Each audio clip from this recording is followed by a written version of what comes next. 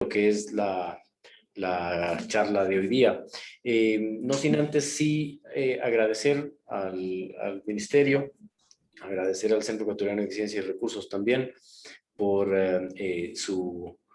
por preparar estas capacitaciones, y pues a todas las personas que se han conectado y se siguen conectando, pues porque esto demuestra también el interés de las empresas del sector en los temas relacionados con eficiencia de recursos. En este caso vamos a tener la charla de Edison, en donde vamos a escuchar sobre la eficiencia del uso de los equipos y los sistemas de aire comprimido, que evidentemente será de algo de mucho interés para las empresas que nos acompañan. Sin más preámbulos, nada más lo que quisiera es darles la bienvenida a todos, agradecerles por su presencia, y más bien que el tema central, el lomo fino de esta tarde, pues que nos dé Edison su presentación. Adelante, Edison. Gracias a todos. Bueno, nosotros hago una breve introducción del centro. El Centro Ecuatoriano de Eficiencia de Recursos y Producción Más Limpia es una iniciativa impulsada desde el año 2013 por la Organización de las Naciones Unidas para el Desarrollo Industrial, ONUDI, y varias empresas de los sectores industriales. A continuación, la presentación está a cargo del señor Edison Esteves Cuenca. Es ingeniero mecánico de la Escuela Politécnica Nacional y auditor interno de sistemas de gestión de energía según la norma ISO 50001-2018, acreditada por Bureau Veritas. Se ha desempeñado en el área de control y aseguramiento de calidad en la construcción de estructuras metálicas bajo normas AWSD 1.1. Ha trabajado en una operadora petrolera en el campo HVAC, fue asistente de laboratorio de automatización industrial de procesos mecánicos y ayudante en la cátedra de la Escuela de Politécnica Nacional. Actualmente se encuentra desempeñando el cargo de especialista de eficiencia energética en el Centro Ecuatoriano de Eficiencia de Recursos, donde ha realizado más de 50 evaluaciones de eficiencia energética en industrias de varios sectores productivos, centrando su trabajo en la observación y evaluación del estado funcional de las tecnologías horizontales y equipos de alto consumo de energéticos, para el cálculo de ahorros económicos de recursos y la reducción de emisiones de gases de efecto invernadero. Cedo palabra. Muchas gracias. Muy buenas tardes. Qué gusto poder participar en esta reunión. Quería comentarles nada más que, bueno, estas charlas estaban estipuladas en un comienzo para una duración mucho más larga. Sin embargo, por cuestiones de tiempo y obvias razones de la pandemia, pues le hemos reducido bastante. Vamos a tratar de darle lo más rápido posible, tratando de abarcar todos los temas. Y adicionalmente yo quería comentarles que si tienen alguna pregunta, por favor la escriban en el chat. Adicionalmente vamos a tener la participación de un invitado, es un proveedor de servicios de aire comprimido, entonces podríamos hacerle las preguntas que quisiéramos. Él estará gustoso de ayudarnos. De mi parte, de la misma manera. Adicionalmente voy a apagar la cámara para darle prioridad a la proyección de la presentación. Empezamos.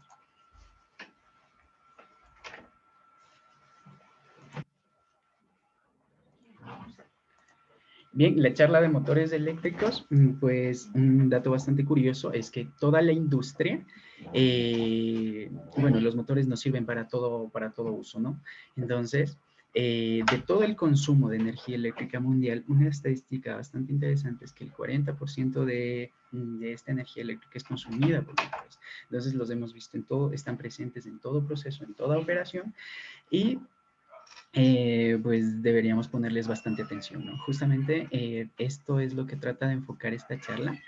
Y bueno, toparemos tópicos de un tema interesante que es la eficiencia. Y en cuanto a esto, yo lo que podría decir es que, por ejemplo, estudios de vida de motores, pues cuantifican que alrededor del 90% del costo de un motor está relacionado con su consumo de utilización. Sin embargo, muchas veces lo que nos hace tomar la decisión de compra es el costo de inversión, ¿no? Mismo que en realidad refleja un porcentaje bastante bajo respecto al, al monto global de vida. Por ejemplo, nosotros hemos escuchado los motores estándar que se tienen normalmente y también la existencia de motores de alta eficiencia. Estos motores pues difieren en costo. Lógicamente el de alta eficiencia es más costoso, pero el costo es apenas un 15-20% más que el estándar. Sin embargo, más adelante demostraremos que esta inversión vale completamente la pena.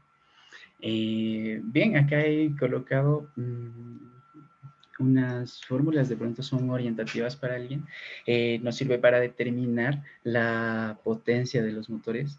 Todos aquellos que hemos tenido contacto con algún proceso sabemos que el corazón de los procesos usualmente son estos motores y que, bueno, sí, hay motores que ya no las tienen, pero normalmente tienen su plaquita cuando no les pintan o despintando se ve.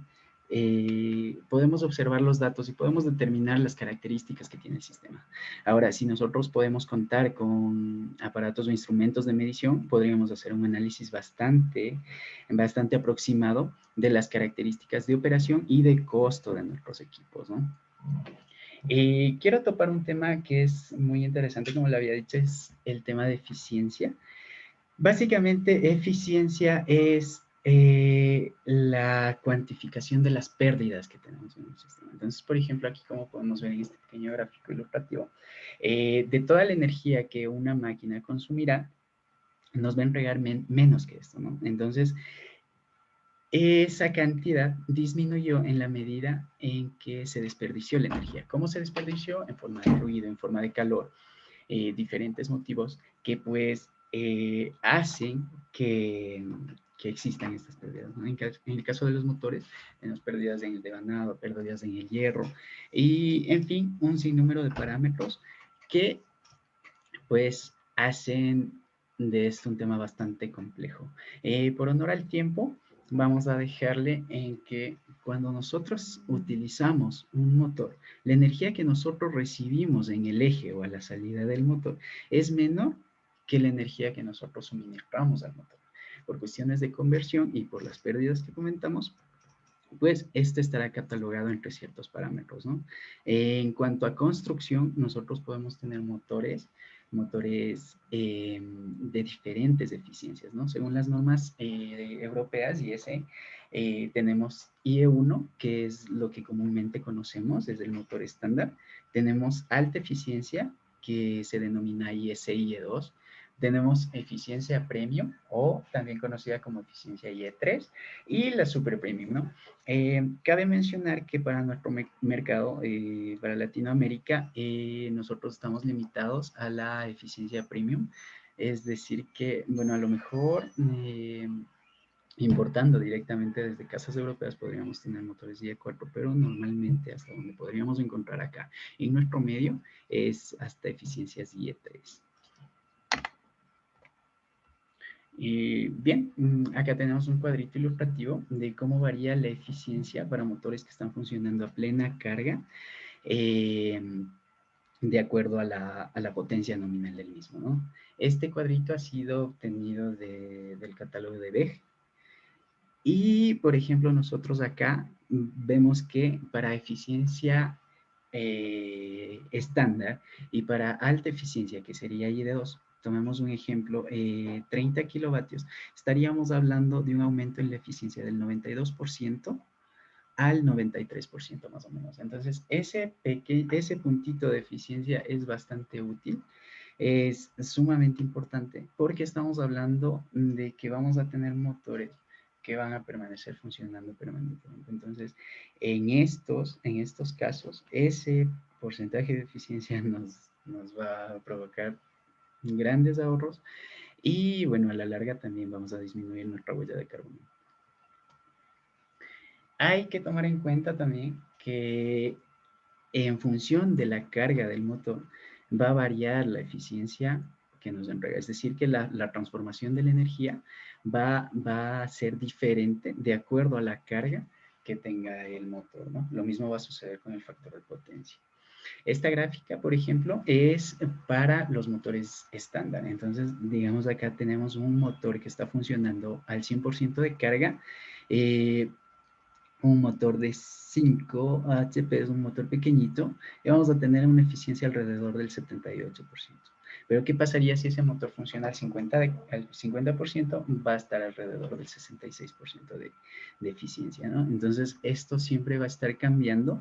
Las estimaciones que se hace, usualmente si se tiene datos, pues se los interpola para ubicar el punto de eficiencia con el que trabaja el motor. Y si no, pues se los estima si se tienen los datos o si se tiene medición. Bien, como un panorama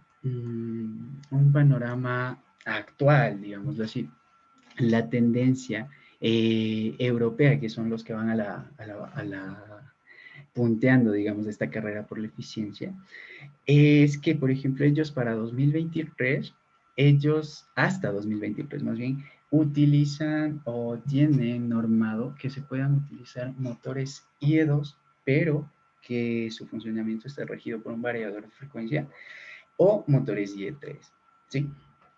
Próximamente, esto es para aplicaciones generales, ¿no? Próximamente, a partir de 2023, del segundo semestre, pues ellos ya tendrán eh, la obligación, los industriales más bien, tendrán la obligación de utilizar los motores comprendidos entre 75 y 200 kilovatios, pero con una eficiencia IE4. Bueno, ellos van primeros en la carrera de eficiencia porque, bueno, ellos sí han sido bastante rigurosos, bastante estrictos con su normativa y pues les han exigido a las empresas y en realidad son un ejemplo a seguir porque ellos demuestran que es posible. Entonces, es bastante interesante porque ellos se plantean los cambios, plantean una obligación y las llevan a cabo. Algo parecido estaría por pasar en nuestro medio, sin embargo nosotros estamos aún en pañales en comparación con ellos, ¿no? El escenario local actual es, por ejemplo, hace un par de años, el 19 de marzo de 2019, se publicó la Ley Orgánica de Eficiencia Energética.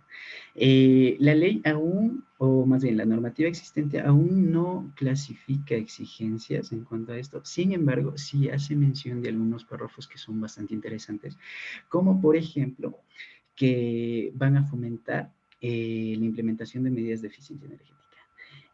O que reglamentarán el desempeño energético de una lista que constantemente se estará actualizando de equipos de alto consumo energético. O sea, solo nos dice eso, esto es bastante ambiguo en ese aspecto porque no sabemos a qué se refiere con alto consumo, bien podrían ser motores existentes en nuestras plantas. En fin, se está trabajando también en el borrador del reglamento a la ley y, por ejemplo, acá lo que hará es definir la categorización para grandes consumidores para quienes sí habrá obligaciones. Entonces, supongo que con el nuevo gobierno, a partir de ese 24 de mayo, supongo que ya hemos de tener noticias acerca de la publicación del reglamento y sabremos un poco más a ciencia cierta cómo va esto y qué deberíamos hacer para irnos anteponiendo, ¿no?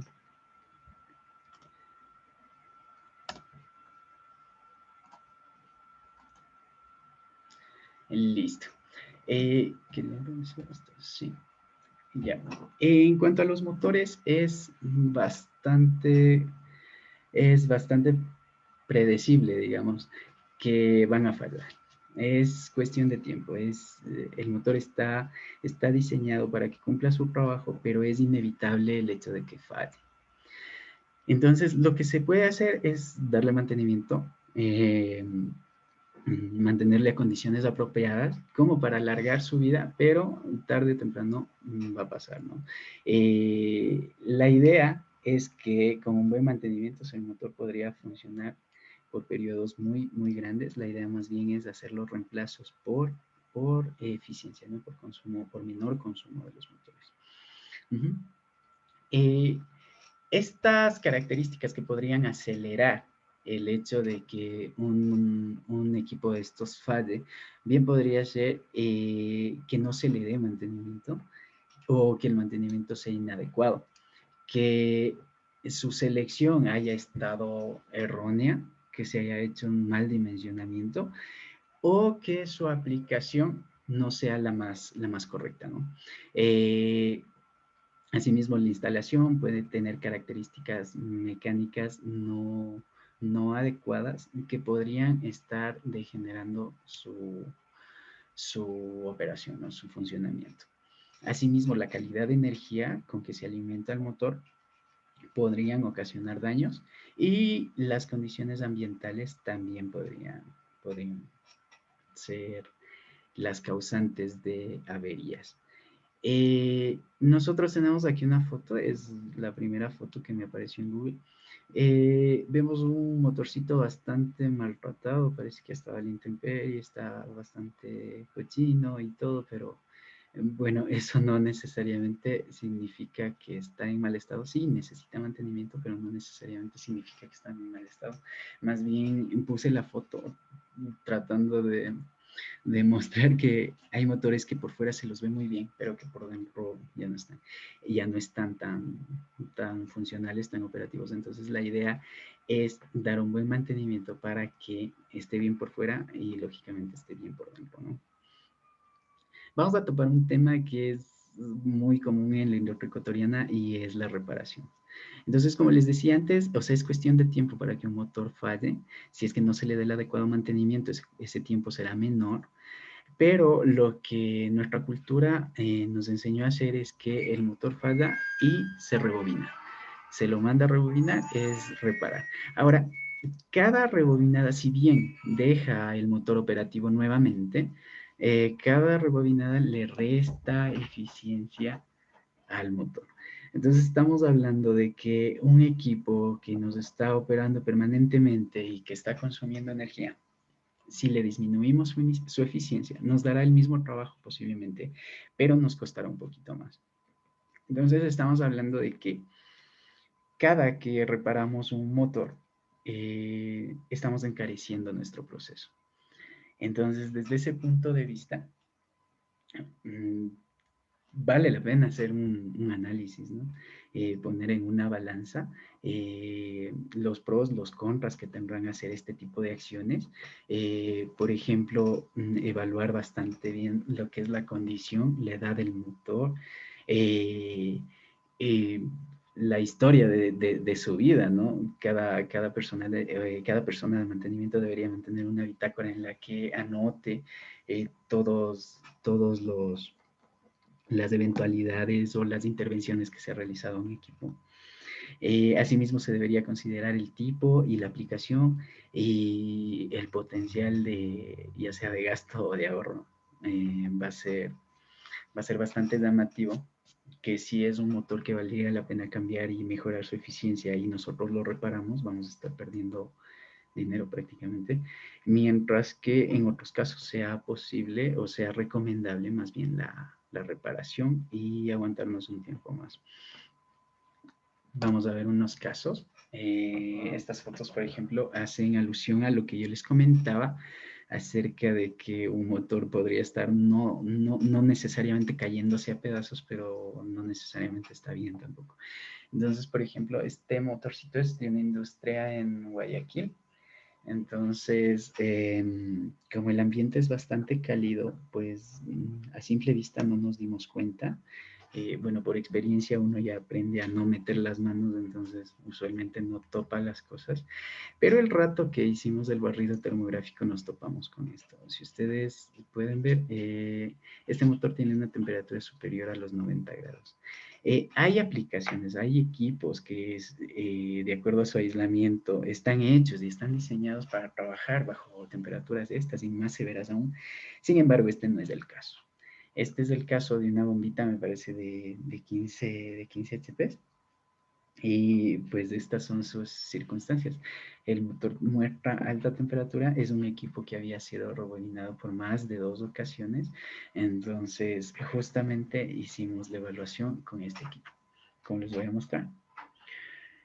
Es el primer caso, Se denomina bomba 1 de chiller de 70 era. Listo. Entonces nosotros podemos cuantificar, utilizamos las fórmulas que mostrábamos al inicio, podemos cuantificar cuánto nos está consumiendo actualmente el motor. Si podemos medir, es mucho mejor. Y podemos contrastar con una hipótesis, que sería, ¿qué pasaría si yo reemplazo ese motor?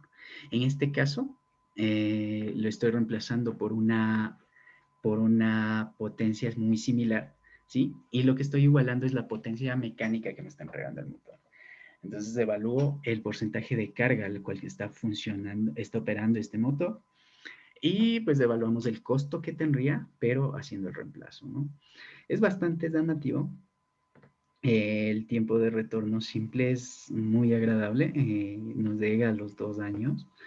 Y bueno, en la parte derecha tenemos el resumen de esto. Por ejemplo, para este motor, viendo su temperatura, la opción de rebobinado queda completamente descartada desde un comienzo. Ya no vale la pena un equipo que aparte de estar operando de esta manera y es un riesgo para el personal que transita por ahí, ya no es viable. Ese equipo debe reemplazarse de inmediato.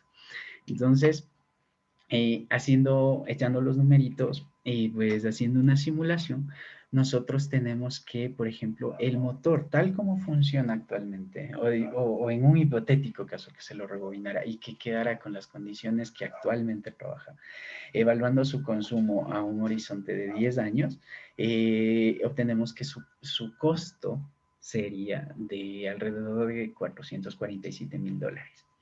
Ahora, si nosotros cambiamos ese motor por un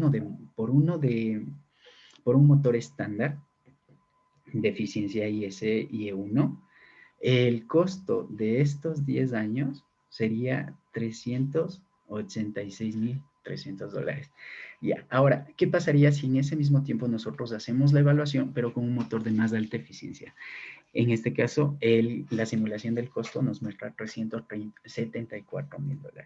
Ahora, si comparamos estos consumos, ¿no?, del estándar con respecto a la referencia, que es el motor actual, nos muestra un ahorro de $61,000 por un costo de $700.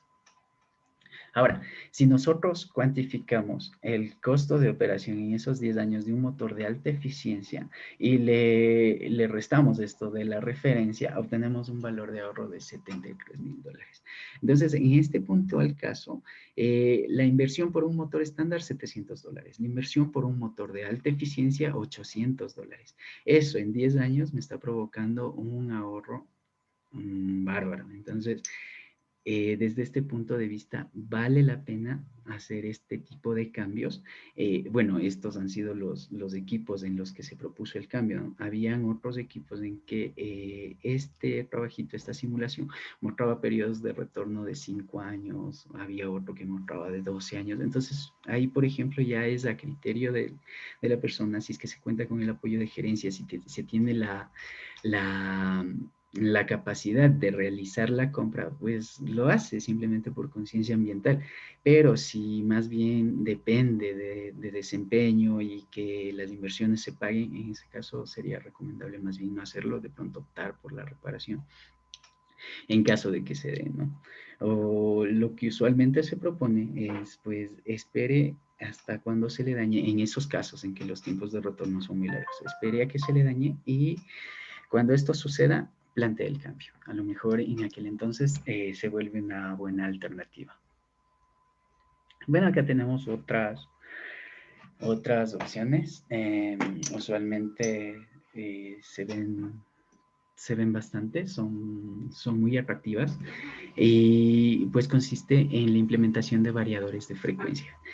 Un variador de frecuencia es un dispositivo electrónico que va a regir el funcionamiento del motor, haciendo que el motor no opere a una capacidad fija cuando se necesitan potencias variables, pongámoslo así. Digamos, cuando este ejemplo de acá es de una empresa que necesita hacer ventilación mecánica de suministro. Sin embargo, esta empresa empieza las operaciones a la 1 de la mañana, entonces en la madrugada no necesita la ventilación. Sin embargo, en el escenario anterior, el, el ventilador pasaba operando a plena carga todo el tiempo, entonces para la gente incluso le restaba confort porque les hacía frío. Los operadores estaban con frío en la madrugada porque pasaba esto. Sin embargo, al mediodía les ayudaba muchísimo porque cumplía con su cometido, ¿no? Ahora, cuando se tiene este tipo de aplicaciones que son fluctuantes, que demandan una potencia fluctuante, ahí es recomendable utilizar un variador de frecuencia porque este va a hacer que el motor se adecue a la necesidad y lógicamente lo que hace es maximizar el ahorro. Al acoplarse a la necesidad de usabilidad del motor, pues va a disminuir su potencia y lógicamente va a disminuir su consumo energético. Por ejemplo, en este caso puntual, ellos lo que hicieron era disminuir eh, variar más bien la velocidad del ventilador y programarle por temporizador. Ni siquiera se tomaron la molestia de hacer un estudio muy detallado. Simplemente lo pusieron con el temporizador y les dio excelentes resultados. Entonces, por ejemplo, esta fue una inversión que se pagó en menos de 2 años, bastante rápido y lógicamente la gerencia y producción de esta empresa estaban bastante contentos únicamente con esa implementación, ¿no? Bueno, asimismo, otras oportunidades que tienen que ver con los motores, corrector de factor de potencia. Bueno, el factor de potencia es la relación que existe entre la energía reactiva y la energía activa. La energía reactiva es el resultado de la potencia reactiva que necesita un motor. Entonces, un motor de inducción necesita energía magnetizante que haga que el motor opere. Entonces, cuando nosotros tenemos industrias con muchos motores, el consumo de energía reactiva es altísimo. Y lo que sucede es que la empresa eléctrica, al facturarle, al planillarle, hace el cálculo respectivo. Y si el factor de potencia, como podemos ver en el grafiquito, es el coseno de phi de este triángulo de potencia, si es que es menor a 0.92, emite una penalización. Entonces, esto usualmente también es bastante común en las empresas. Hay algunas que, por ejemplo, como en las fotos que se ve acá, que tienen los bancos de capacitores, pero estos están inservibles, entonces aún así pueden estar pagando penalizaciones, ¿no? Entonces, por ejemplo, nosotros acá vemos un resumen, en el cuadro de la derecha vemos un resumen de las planillas mensuales de un año de una empresa. Ellos, por ejemplo, el factor de potencia lo tienen bajísimo, alrededor de 0.77, el promedio está en 0.77, ¿no? Entonces, eso se corrige únicamente implementando bancos de capacitores. Y bueno, los resultados de esta oportunidad fueron bastante llamativos, mostrando un ahorro de $6,800 al año, que era lo que estaban pagando por penalización, y una inversión bastante baja, ¿no? El tiempo de retorno simple es casi inmediato, 0.4 años, y bueno, como les decía, solamente se corrige. Este tipo de oportunidades se encuentran frecuentemente en las industrias que tienen mayormente motores, ¿no? Donde su consumo de energía reactiva es mayor que bueno, es bastante considerable. Otras oportunidades que también se encuentran y que tienen relación con los motores es, por ejemplo, la transmisión de la potencia. Usualmente esta transmisión de potencia se hace con bandas trapezoidales, pero siempre las bandas son susceptibles a un deslizamiento. Este deslizamiento, ¿qué es lo que hace? Nos provoca pérdidas y pues le castiga la eficiencia, haciendo que se disminuya el uso de la energía que le estamos dando, ¿no? Y, por ejemplo, usualmente proponemos los cambios a este tipo de sistemas, son bandas síncronas, son dentadas y bueno, como ustedes pueden ver en la imagen superior derecha, la rueda no permite que haya deslizamiento de la banda, entonces Esto nos asegura que las pérdidas acá únicamente serán aquellas que se dan por fricción entre rodamientos, más no por deslizamiento. Usualmente las bandas trapezoidales muestran una eficiencia del sistema del 93%, mientras que estos sistemas síncronos son capaces de subir un poquito esa eficiencia, ¿no? Hablamos de un 98% en la transmisión de potencia. Bien, esa fue la parte en cuanto a motores. Si tienen alguna pregunta, por favor, escríbanle en el chat. Después pasaremos a ver este tema. Y ahora vamos con un poco de lo que es aire comprimido. Bueno, el aire comprimido es muy utilizado, básicamente porque es una fuente de potencia limpia, ¿no? Y bueno, también en todo lo que es neumática, electroneumática también. Ahora, el sistema de aire comprimido básicamente lo que hace es generar este energético, almacenarlo, distribuirlo y usarlo, ¿no? Entonces, desde ese punto de vista, el sistema de aire comprimido siempre estará formado por un compresor, tanques pulmón, secadores, líneas de distribución, tuberías y los usuarios. Ahora, en cuanto a la generación, el aire comprimido, si bien todos lo tenemos al menos en las industrias de la madera, es bastante costoso. Entonces, es un energético de suma importancia porque, bueno, la facilidad de utilizarlo en vez de utilizar directamente energía eléctrica por el riesgo de incendio, pues es bastante llamativo, ¿no? Entonces, usualmente se lo tiene. Es muy importante recalcar que es costoso, es muy costoso. Hablamos de eficiencias de alrededor del 20-25% para generar aire comprimido. Entonces, estamos metiendo bastante energía eléctrica para sacar un poco de energía neumática, ¿no? Entonces, desde ese punto de vista, si no tenemos otra alternativa, al menos cuidémosla bien. En cuanto al sistema de distribución, pues es normal encontrar fugas. El sistema de distribución nunca va a ser perfecto, pero sí se espera que al menos cumpla con su cometido, ¿no? Usualmente proveedores hablan de obtener una caída máxima de 10 PSI en el sistema para de esta manera asegurar el correcto funcionamiento de los usuarios. Ya. En cuanto al consumo, los consumidores de aire comprimido usualmente no necesitan aire a la presión de generación.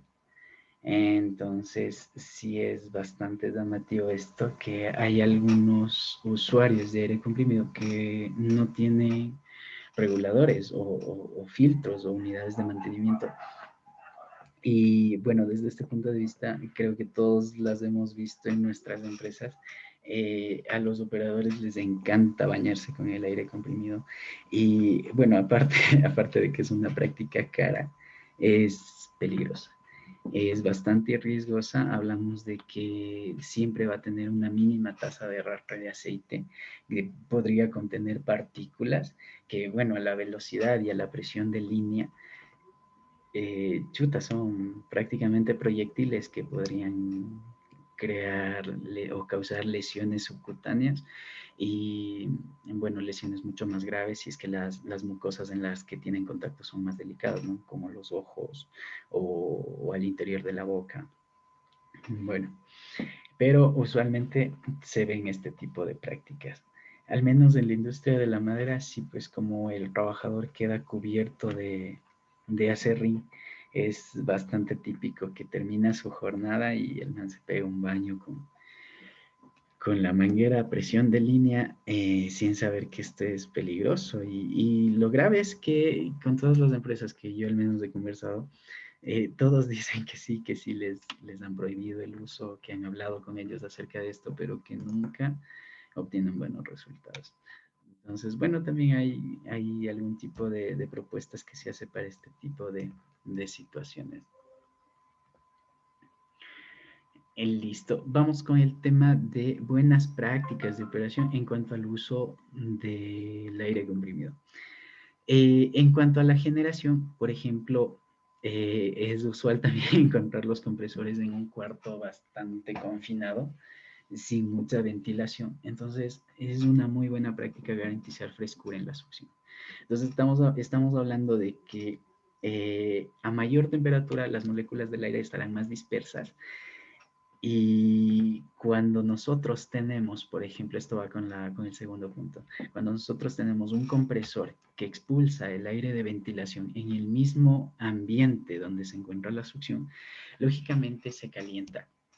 Se calienta, las moléculas de aire se separan y el compresor va a tener que esforzarse al máximo para tratar de cumplir con su cometido. Sin embargo, no le va a dar tan buen resultado por la temperatura. Entonces, por ejemplo, la norma general, ¿no? Dice que por cada 2 grados de disminución en la temperatura de succión se obtiene un 1% de eficiencia en la compresión de aire. Entonces, estamos hablando de que para compresores grandes, para industrias que mantienen su sistema de aire comprimido operando permanentemente, es pues bastante útil, bastante interesante estos dos puntos. Asimismo, realizar un correcto dimensionamiento. Un compresor está diseñado para operar de manera continua. Ahora, ¿qué pasa si tenemos un compresor subdimensionado? Este equipo se va a sacar la madre, pero no va a lograr cumplir con la demanda. ¿Qué pasa en el caso contrario, que es el más usual? Tener un compresor sobredimensionado, este equipo en cambio prende y ya suple la demanda inmediatamente, se apaga. Prende y se apaga. Entonces, bueno, esto depende de la programación del compresor, usualmente va a presurizar de acuerdo a los parámetros de seteo, va a cargar, presuriza y deja de cargar, pero el compresor se mantiene operando. El motor está funcionando. Si bien el tornillo no está comprimiendo, en el caso de un compresor de tornillo, está operando el motor y esto significa un costo, porque la operación del motor, así sea que no está comprimiendo aire, representa un 30% del consumo del compresor cuando está comprimiendo el aire. Entonces, entre más tiempo pase el compresor en vacío, es un costo que se paga impunemente, que no debería ser así. Entonces, desde ese punto de vista, el correcto dimensionamiento es bastante adecuado. Bueno, hay casos también en que los compresores normalmente tienen una purga y hay casos en que,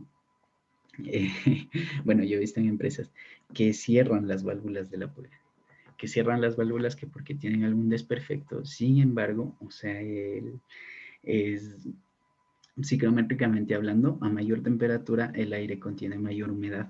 Entonces, cuando se comprime, cuando el aire se somete a un proceso de compresión, deseca. Esta humedad condensa y seca. Entonces, las purgas son bastante importantes. Ahora, si se tiene, no solamente podría ser en el compresor, podría ser en el tanque, en las tuberías. Si se tiene el agua acumulada y se le deja, estamos hablando de que estamos en un proceso de compresión que genera temperatura. Si esa agua está sometida a temperatura, eso es la fórmula perfecta para la corrosión. Entonces, una muy buena opción de cuidar nuestro sistema es siempre eliminar las purgas, ¿no?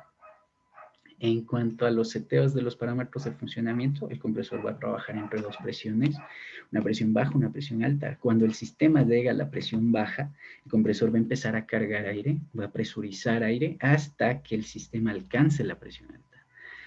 En el momento en que llegó a la presión alta, el compresor deja de cargar.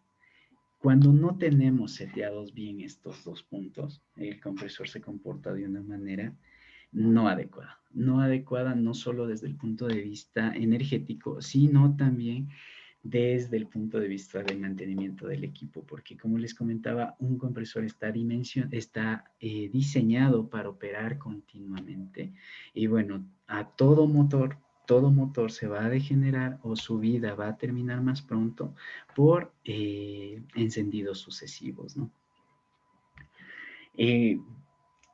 Implementar variadores de frecuencia, bueno, esto es bastante llamativo, es bastante útil. Sin embargo, ya necesita más inversión.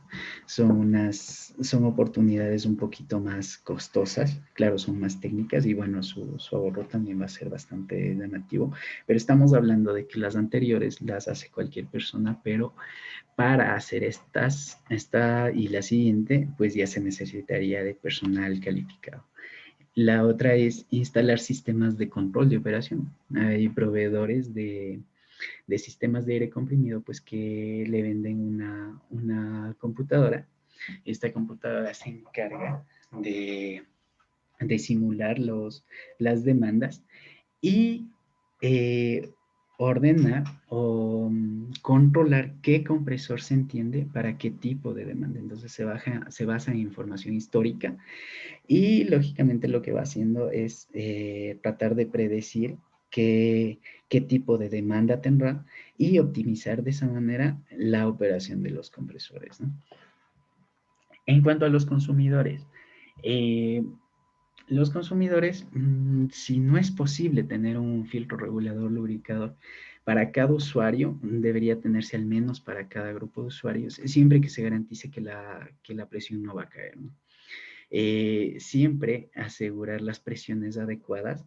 No necesariamente se tiene un compresor o se tiene un sistema de compresión que abastece un anillo de presión para toda la planta y que el mayor usuario, digamos, utiliza aire comprimido a 90 PSI.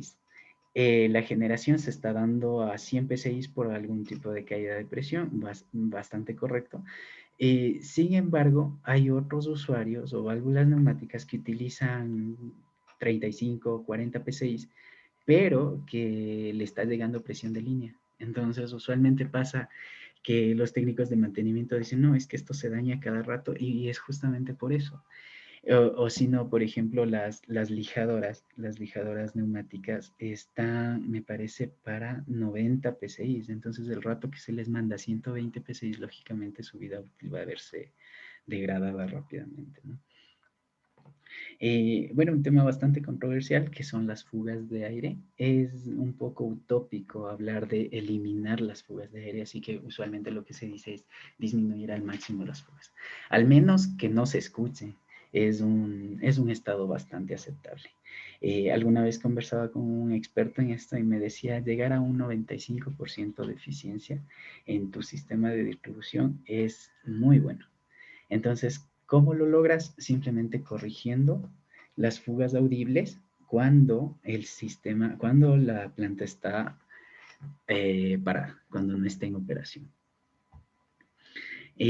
Bueno, en cuanto a las fugas, usualmente es fácil catalogar en qué puntos se van a presentar porque aparecen regularmente en racores, en acoples rápidos, en accesorios, en este tipo de cosas. Entonces es fácil establecer un plan de revisión periódico para observar el estado operacional de cada uno de estos ítems, ¿no? Porque cuando se tiene una fuga audible, bueno, cualquier persona la podría identificar o podría dar nota de eso, pero sí es bueno también identificar los procesos con cierta regularidad buscando este tipo de fallas. Ahora, en la distribución, usualmente lo que se recomienda es, si es que el sistema se ve sometido a cambios de presión, implemente un tanque pulmón. Si es que su operación es delicada, ponga secadores de aire. Como les decía, a mayor temperatura, el aire contiene mayor humedad. El rato que se comprime, esta humedad deseca. Y si en algún trayecto de la tubería atraviesa una zona más fresca, más fría, la humedad que aún contiene el aire va a seguir desecando. Entonces, esta humedad se acumula y es un problema. Las líneas deben tener puntos de drenaje. Asimismo, las recomendaciones de construcción las recomiendan con cierta pendiente para justamente conducir los condensados hacia estos puntos de drenaje, ¿no?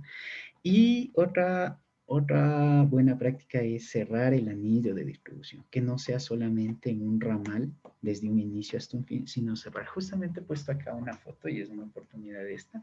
Esta es una planta textilera en la que pues el usuario final está en la parte más baja de la parte izquierda de la foto. Entonces, era una bombita neumática, era una bombita de diafragma. Esa bomba chuta operaba cuando no había alta simultaneidad, porque las caídas de presión no le dejaban. Entonces, acá más bien la alternativa fue cerrar el anillo de presión entre estas máquinas circulares era una empresa textil, ¿no? Entonces, estas tejedoras circulares demandaban bastante aire comprimido. Entonces, ellas cuando operaban simultáneamente, pues se caía la presión y dejaban al resto de usuarios sin operar. Entonces, esto, por ejemplo, es una falla rotunda del sistema de distribución. Bueno, aquí he colocado unas fotos de lo que usualmente se ve en las industrias. La primera que tenemos es un escoce en la manguera. Seguramente funciona, pero no es lo más adecuado, ¿no? En la segunda, en la parte de arriba, vemos, este es uno de 4 compresores que están en un mismo ambiente bastante cerrado y muy caliente porque no está bien ventilado. En la siguiente foto de arriba tenemos la purga que les comentaba, que la válvula estaba cerrada, entonces el rato que digamos y la abrimos, pues pasó esto, ¿no? O sea, era un chorro que se demoró bastante tiempo en evacuar todo el condensado. Esta foto de acá nos muestra una tubería con fugas, ¿no? Esto es bastante normal también, pero o sea, son precisamente esas fugas las que se debe corregir porque son fácilmente avistables, ¿no? Esta foto de acá, la penúltima, nos indica, la de la manguera roja, nos muestra, es una línea, es una manguera que sale de la línea de presión, de la línea, no tiene un regulador. Entonces, estas mangueras son usadas usualmente para limpieza del personal y eso, como ya habíamos comentado, es algo bastante inseguro incluso. Y bueno, en la última foto es igual un parche bastante rápido, que si bien podría funcionar, no es lo adecuado. Ya, en cuanto a las fugas de aire, usualmente nosotros hacemos una prueba de estanqueidad. Lo que hacemos es tratar de medir el consumo energético o el desempeño energético de una planta cuando no hay demanda de aire comprimido. Por ejemplo, esta gráfica corresponde, la planta estaba operativa, el proceso normal era apagar los compresores, entonces justo para hacer esta medición pedimos que por favor los prendan de nuevo, bueno, lo prendan a un compresor de 75 HP, este se prende, presuriza el sistema y empieza, ¿no? Carga, descarga, carga, descarga. Esto nos indica que, ojo, no hay consumo de aire. Esto nos indica que este compresor, toda su operación básicamente está supliendo a fugas de aire comprimido. Entonces, de esta manera nosotros podemos evidenciar con los datos de placa del motor, incluso podríamos cuantificar el costo del aire comprimido y lógicamente el costo de las fugas. Es bastante llamativo, hay empresas que se dedican a esto, hacen este tipo de auditorías y pues los ahorros también son muy agradables. Eso es todo en cuanto a mi ponencia. Y le doy paso a Vero. Gracias. Gracias, Evi. Bueno, a continuación vamos a presentar al señor Giovanni Alfonso Moreno Maza. Es ingeniero mecánico y magíster en Ingeniería Mecánica con mención en Diseño y Automatización de la Escuela Politécnica Nacional.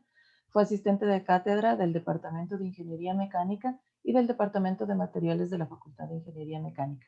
Asistente de varias asignaturas y laboratorios como diseño de máquinas, mecanismos, ciencia de materiales, ensayos no destructivos, taller de soldadura, taller de fundición, metalografía, entre otros. Desde hace 3 años trabaja por cuenta propia y ha instaurado la microempresa Aircom ST, involucrándose en las áreas de neumática, diseño de líneas de aire, cabinas de pintura, ventas de instalaciones de sistemas eléctricos y mecánicos, centrando su trabajo en la asesoría técnica y no solo comercial de compresores, equipos de pintura electrostática líquida y métodos de aplicación. Le cedo el micrófono para su presentación. Gracias. Buenas tardes, muchísimas gracias por la presentación. Mi nombre es Giovanni Moreno, bueno, soy ingeniero mecánico, como ya les comentaron. Yo estoy trabajando de manera independiente en Airecom ST. Nosotros hacemos asistencia personalizada en todo lo que es aire comprimido, todo lo que se refiere a, bueno, cabinas de pintura, compresores. Nuestro fuerte más es en la cuestión de instalaciones, mantenimientos, y sobre todo en compresores, tanto la línea básica, ¿no? Podemos hablar en talleres de parte industrial, lo que son mantenimientos de compresores que son bajo combustión interna, y bueno, todo ese tipo, ¿no? Nosotros nos hemos un poquito más centrado en lo que son líneas de aire, la cuestión de asesoría. Hay muchas veces que en cualquier planta que uno visita, pues hay gente que va a vender simplemente un producto, más no vende el servicio como tal, o sea, es una asesoría netamente de cómo se debería trabajar, cómo sería una instalación, cuál sería una buena práctica, como nos hablaba Eddie, ¿no? De cómo se puede mejorar ciertas situaciones. Entonces, más o menos en eso es lo que está enfocado, en lo que está enfocada mi empresa, ¿no? Que tratamos de trabajar en todo lo que tiene que ver con aire comprimido. Entonces, si me ayudas pasando, por favor. Sí, nosotros estamos enfocados en esto, ¿no? En dar soporte, asesoría técnica en las áreas de neumática, diseño de líneas de aire comprimido, tratamiento de aire, que vienen a ser secadores, unidades de FRL, mantenimientos de compresores, accesorios neumáticos, venta, mantenimiento, reparación de lo que son equipos de pintura. Aquí muchas veces nosotros nos planteamos, ¿no? Que las fábricas, empresas pequeñas, talleres pequeños, a veces las dejamos un poquito de lado. Pero lo que nosotros tratamos es de enfocarnos también en esta parte del área productiva, lo que son los talleres, tapicerías, talleres de lacado, carpinterías pequeñas, y también pues en lo que son ya compresores más industriales. En la imagen que vemos aquí, pues es el compresor, el típico que tienen el Powermate, Coleman, los que tienen los Campbell Housefield, todos estos, ¿no? Y en la parte, pues, de compresores más industriales, compresores Comper, compresores Suler, lo que son los compresores los de CCR, chinos, taiwaneses, y también los de paletas, pues, abajo un compresor Matei, que algunas empresas tienen, ¿no? Son de diferentes sistemas. En la siguiente, por favor. Aquí, lo que nosotros tenemos como un sistema, o bueno, como un producto que más nos enfocamos nosotros también es en la venta de los cabezales, venta e instalación, ¿no? Muchas veces pues nos ofrecen un cabezal, pero verán cómo lo instalan. O cuando lo instalan pues no lo hacen de la manera adecuada. Al cual pues al 6 meses, 4 meses que está trabajando, nuevamente tenemos los mismos problemas. En este caso nosotros trabajamos con una serie que son los modelos IBL, desde el más pequeñito del 1030, el 2055 de 2 HPs, el de 3, el de 5 e incluso de 10 HPs. En los compresores más grandes, por lo general, se trata de utilizar compresores que son de doble tapa, los que tenemos de presiones mucho más altas. Sí, pero bueno, en estos casos, como les comento, o sea, son los típicos que se utilizan, los que salen más en el mercado, digamos. En la siguiente diapositiva nosotros podemos encontrar algo que es más común todavía en la parte del área de la madera. Por ejemplo, lo que son las cuestiones del lacado, lo que son limpieza, lo que tiene que ver con pinturas, con fondeados. Entonces, para todo esto existe una amplia gama de herramientas, ¿no? Que son las pistolas para la pintura. En este caso, pues, hay pistolas que son las Airless Assisted, las convencionales, las HVLP, de pintura electrostática líquida, incluso que puede ser aplicable.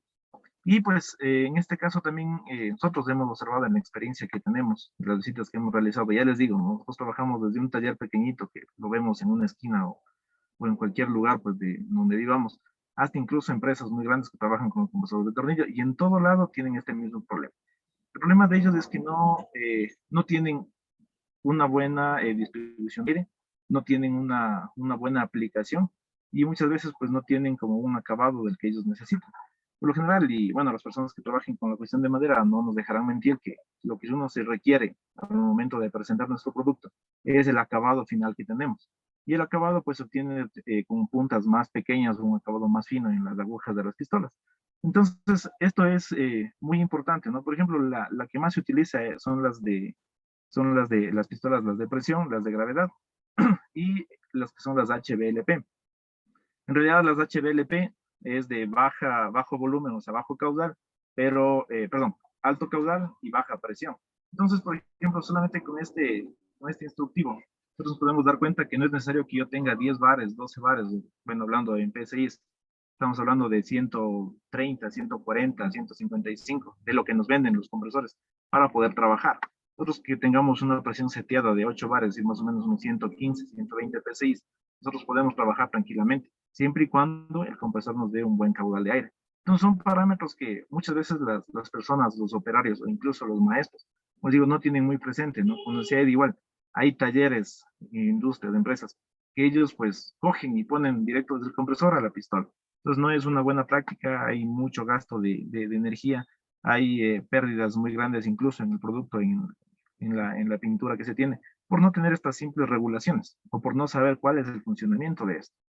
Sí, es solamente una cuestión que se debe tener muy presente, ¿no? En la siguiente podemos hablar un poquito de algunas experiencias, ¿no? que tenemos. Por favor, ayúdame en la siguiente, ¿ya? En este caso, ¿no? Igual, como les comento, el compresor más sencillo, un compresor de 3 HPs que se utiliza en cualquier taller. Nosotros vemos en la izquierda, en la primera imagen, pues un cabezal, el cual ya está obsoleto, ¿no? En el del medio, pues el trabajo que nosotros realizamos, la instalación de un cabezal nuevo. Al lado, pues un cabezal que igual está obsoleto y abajo una valvulita. Esta valvulita yo la puse aquí porque es un claro ejemplo de que esta válvula es una válvula principal en los compresores, ya sean en los compresores de pistón, que son los que les estoy mostrando, e incluso en los compresores industriales. Y si alguien, como les comento, si alguien está trabajando o tiene conocimiento de esto o está concentrado en esta parte, entonces van a verificar en tu compresor. Les apostaría que tal vez el 50% no tienen esta válvula check. O sea, no, tal vez no de este tipo, ¿no? Pero una válvula check o una válvula antirretorno para hacer pues que el compresor trabaje pues sin esfuerzo en el inicio de su carga. Entonces una válvula tan pequeñita, pero en realidad que nos va a dar un ahorro energético y un ahorro en el arranque del compresor, que es muy grande, ¿no? Por el lado, un compresor mucho más grande, igual de pistón. Son algunas de las experiencias que hemos trabajado nosotros, ¿no? En la cuestión de mantenimiento, las cuestiones de modificaciones, a veces cambios de los cabezales y todos esos trabajos que se realizan. En la siguiente, nosotros podemos observar un caso muy típico y igual sigo viendo los compresores pequeños, ¿no? Compresores pequeños, por ejemplo, que cuando no hay un mantenimiento, y fíjense, ¿no? En este mantenimiento que se debe realizar a los compresores de pistón, que es algo muy básico, un cambio de aceite y una limpieza o cambio de filtro de aire, la gente no lo hace, ¿no? Y por ejemplo, aquí nos ahorramos, no sé, un galón para este tipo de compresores, nos costará, no sé, alrededor de unos $30. Pero no se hace ese mantenimiento de $30 y pues gastan unos $200, $300 en la cuestión de reparación o el mantenimiento o el cambio del cabezal. En la parte de abajo pues hacemos igual adaptaciones mucho más industriales, ¿no? Por ejemplo, de que está ahí el tanque vertical era de 3 HP, nosotros instalamos un compresor de 5, pero claro, con base independiente para evitar la cuestión de vibraciones. Incluso, por ejemplo, cuando son cabezales que les instalan más altos por el nivel de vibración, los tanques llegan a trizarse, se rompen, existen más fugas y luego pues la reparación es un poquito más costosa. En la siguiente, nosotros podemos observar aquí algo más industrial, ¿no? Que ya en empresas mucho más grandes, necesariamente por el caudal. Aquí hay que entender una cosa, ¿no?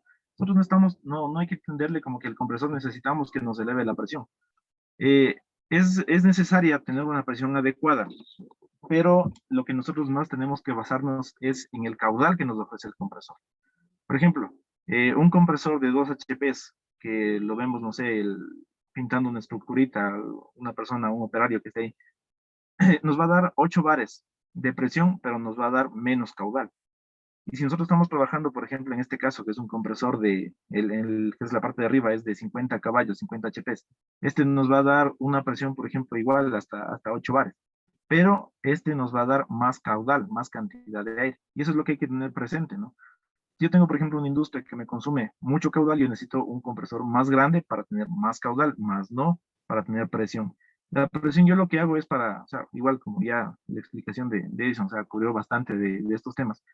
Esta cuestión del caudal nos hace referencia para nosotros poder llevar una correcta presión hasta el punto más lejano de nuestra línea de aire.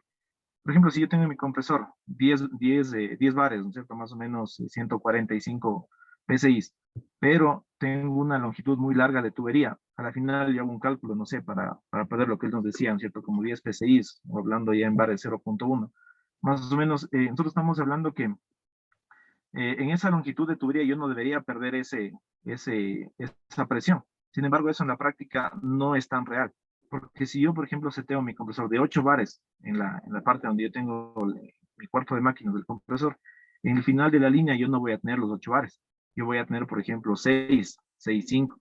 Y por lo general, y debido a las fugas, ¿no? Que nos explicaba igual. Entonces eso se ve a las fugas. Pero yo esta parte yo puedo compensar. Cualquier máquina neumática no nos utiliza más de 8 bares, a menos que sean las pistolas de impacto o elevadores ya de cilindros muy grandes. Pero esto es muy importante, o sea, no hay que centrarnos en que yo tengo uno más grande para elevar más la presión. La presión yo necesito para llegar con la presión mínima al punto más alejado que yo necesito. Y en esta ocasión, pues es importante recalcar que las pérdidas, así calculemos, con lo que nos digan las normas, o como nos digan, en realidad en la parte práctica no es tan cierto, porque yo puedo bajarme incluso un bar de presión, pero tengo que setearle mi compresor, por ejemplo, a nueve bares. Sí, a 9 bares, y en el transcurso pues voy a perder 0.5, un bar, entonces al final de la línea voy a tener 8. Sin embargo, en la presión de seteo, en donde yo tengo que ocupar la unidad de FRL o la unidad de filtro regulador, yo tengo que en ese punto setearle a los 6 bares que yo tengo que trabajar con mi herramienta neumática. Sí, entonces, ese es un error muy grande que incluso, o sea, las personas de mantenimiento y los operarios, incluso ellos, en realidad los operarios son hasta más complicados. Ellos lo que quieren es presión. O sea, yo debo tener presión y presión y presión. Y lo que decía Eddie, lo mismo, es para limpiarse, para limpiar, por ejemplo, para sopletear en la pieza que están trabajando. Y eso es una mala práctica. Entonces, en esta parte, lo que yo les podría comentar es eso, ¿no? Que en compresores industriales, uno hay que tener en cuenta muchas cosas. Eso es, por ejemplo, los mantenimientos, que ya no es un mantenimiento de $30 como era en el compresor pequeñito. Es un mantenimiento mucho más costoso. ¿Por qué? Porque tenemos que cambiar filtros de aceite, filtro separador, filtro de aire, hacer mantenimiento completo, inspección de fugas, toda la parte eléctrica, el reajuste de toda la parte eléctrica, control de los PLCs. Hay que hacer un seteo de la tarjeta electrónica para bajar, porque eso tiene un sistema, ¿no? Cuando llega a determinadas horas, y son 2000 horas para filtro de aire y aceite, y 4000 horas para los filtros separadores, entonces nos sale una alerta de alarma. No se apagan, pero es necesario hacer los mantenimientos. En la imagen de abajo es un compresor igual de tornillo, este era de 10 caballos, un Colline. Ese compresor Colline vino con un defecto de fábrica. Ese defecto de fábrica pues era que no ventilaba. Y claro, el motor no es que estaba mal, el ventilador tampoco, sino simplemente una mala conexión del condensador.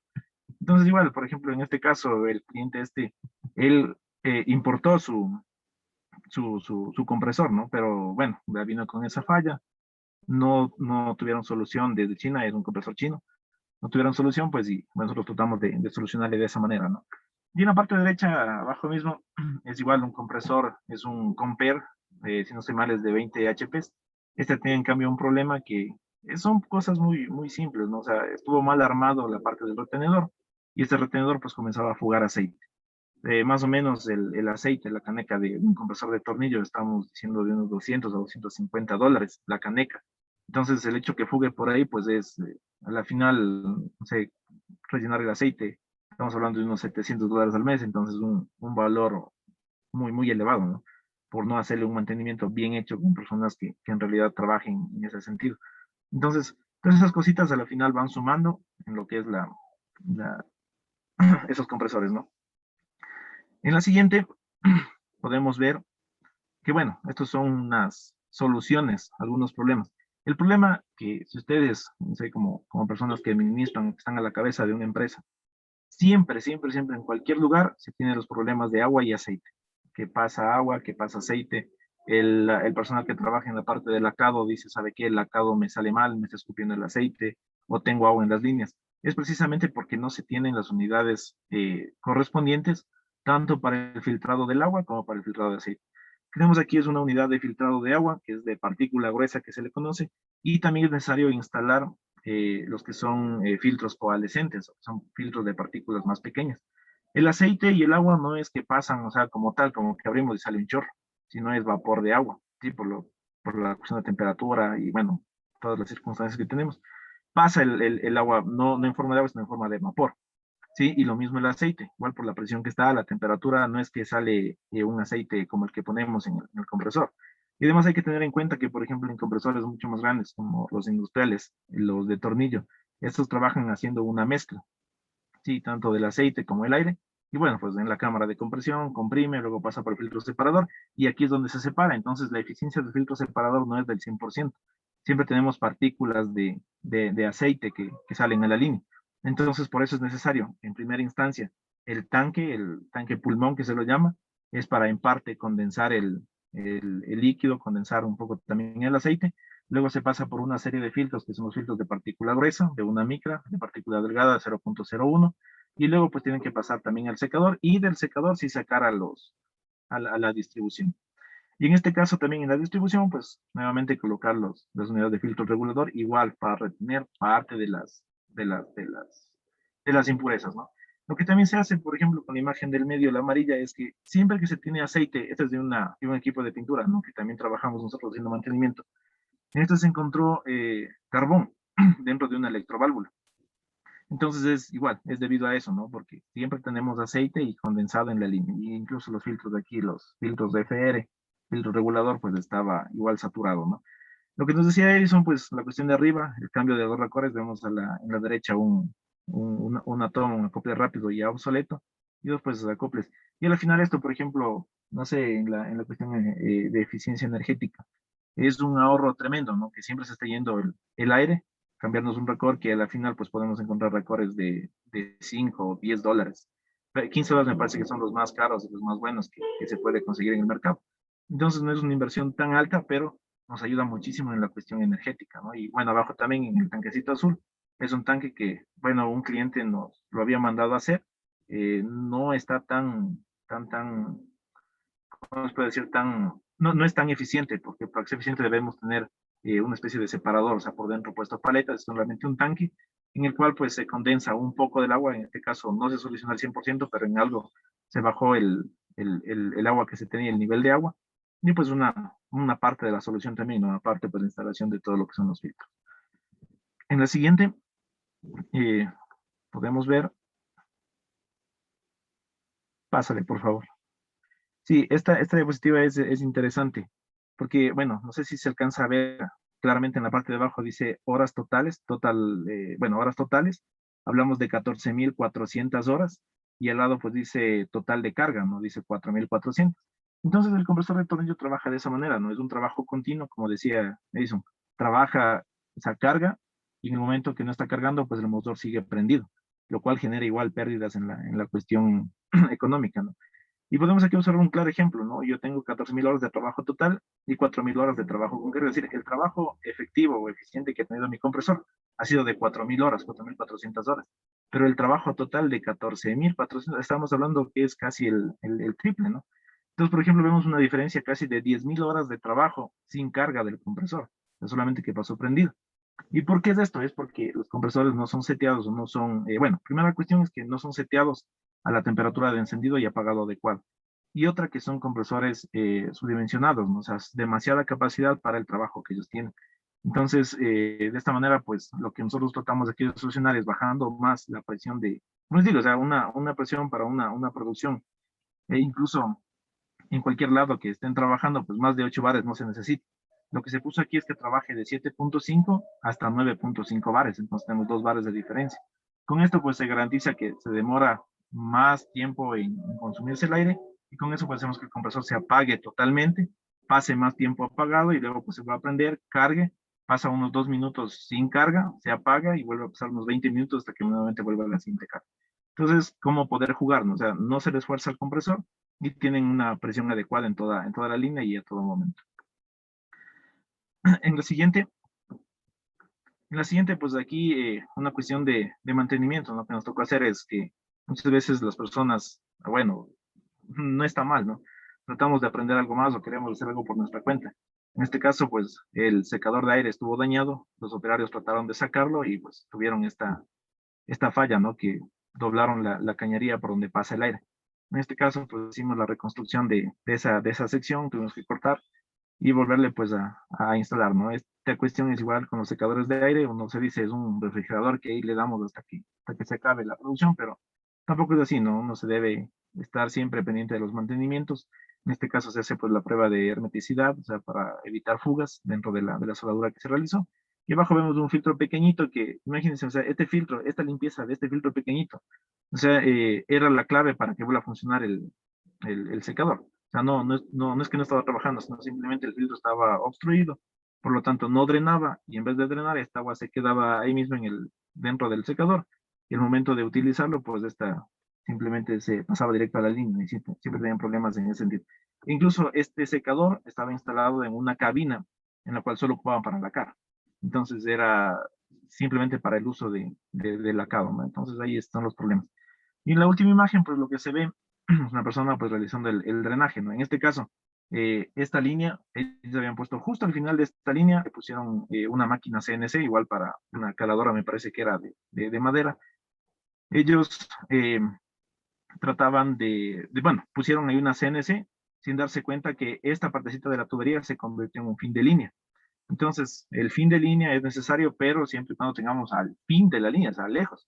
Donde estaba el compresor, no sé, a unos 20 metros de donde está este punto, pero tenemos todo un circuito que venía desde el otro lado.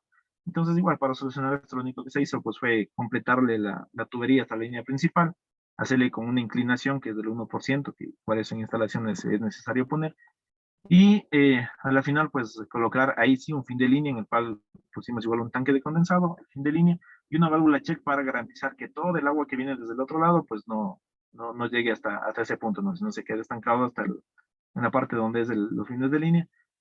Y con eso, pues se quitó, y como se dice, no se recomienda, o sea, no se pone el 100% de eficiencia en esto, pero se baja, o sea, a niveles del 90-80%, y es muy bueno.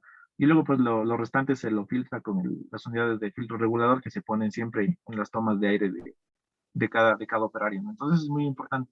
Son algunas recomendaciones que hemos sacado en las experiencias que hemos tenido, yo les digo, a trabajar. Nosotros igual, o sea, trabajamos, nuevamente insisto en esto, desde las personas que trabajan en el taller hasta empresas muy grandes, ¿no? Que trabajan ya con compresores sumamente industriales, mantenimientos y todas esas cuestiones. Yo creo que eso sería todo. Simplemente agradecerles, muchas gracias por la atención. Si en alguna cuestión les puedo ayudar, con mucho gusto, estoy a las órdenes para cualquier cuestión que necesite.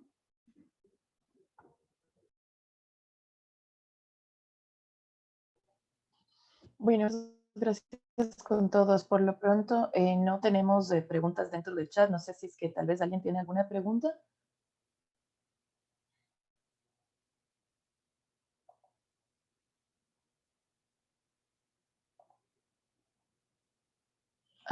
Adriana dice, ¿el ahorro o mejoras en un sistema de aire comprimido se ve reflejado en la energía eléctrica que consume? Eddie, por favor. Claro, por supuesto. Estamos hablando de que en la medida de lo apreciable, ¿no? Estamos hablando de que si se logra corregir, digamos, falencias bastante notorias, sí sería evidenciable en la planilla. Sin embargo, si son medidas más cortas, no quiere decir que no valgan. O sea, todo ahorro en aire comprimido es ahorro eléctrico, es netamente ahorro eléctrico. Sin embargo, dependiendo de su magnitud, se va a ver reflejado o no en el costo de la planilla eléctrica. Muchas gracias. Bueno, yo creo que por honor al tiempo agradecemos a todos su participación en esta charla, en especial el apoyo del Ministerio de Producción y la Asociación Ecuatoriana de Industriales de la Madera. Si requieren mayor información o tal vez acceso a las presentaciones, les invitamos a visitar las redes sociales del CER o nuestra página web www.cer.es, que ahí con gusto les daremos la información que requieren. Muchísimas gracias a todos y no sé si tienen algo más que decir, Eddie o Cristian. De mi parte, ¿no? Agradecer la presencia y recordarles, bueno, que esta es la segunda de 4 charlas. Estaremos también más adelante y creo que en 2 semanas con la tercera y luego en 2 semanas más con la cuarta. Por mi parte, muy amables, gracias y hasta luego. De mi parte igual, Verónica, muchas gracias. Edison igual. por esas charlas, también a Giovanni. Me pareció interesante la visión desde el punto de vista ya de mantenimiento práctico, me parece bien interesante. Así que muchas gracias al SER por esto, igual al Ministerio y a todos quienes se conectaron en esta reunión. Muchísimas gracias, estamos en contacto y pues nos veremos en las siguientes charlas. Hasta luego. Muy amables a todos, gracias.